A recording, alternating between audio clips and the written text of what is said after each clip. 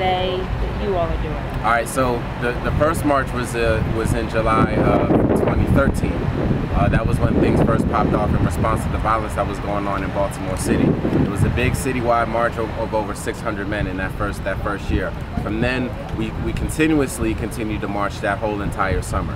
And that's what we've been doing for the past 2 years. We're going into our third year. So these shirts, we had another annual march last year in 2014. That was the second march. And there'll probably be one this year if things go as planned. Yeah. Oh, July 10th is already a date. But again, it's against the violence that's been going on in the city of all types. So what we want to be is a voice of nonviolence and peace, and encouraging young brothers to put down the guns. Take an old school and scrap. How we used to do, but everybody goes home at the end of the night. So that's the message that we're just trying to send. We ain't telling nobody to stop selling drugs and pull up their pants. We're not doing all that. We're not protesting. We're just out here to just show love in the community.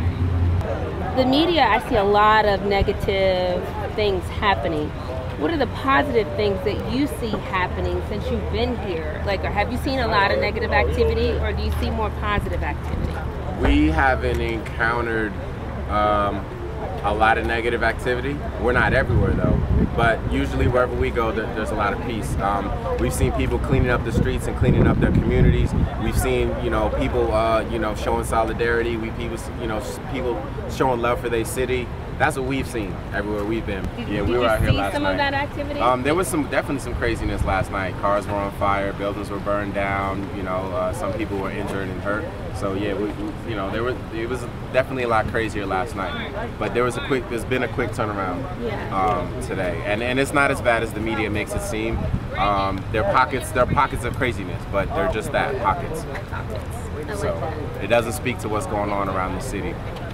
What's bigger is the 100 men we had earlier today walking through the city.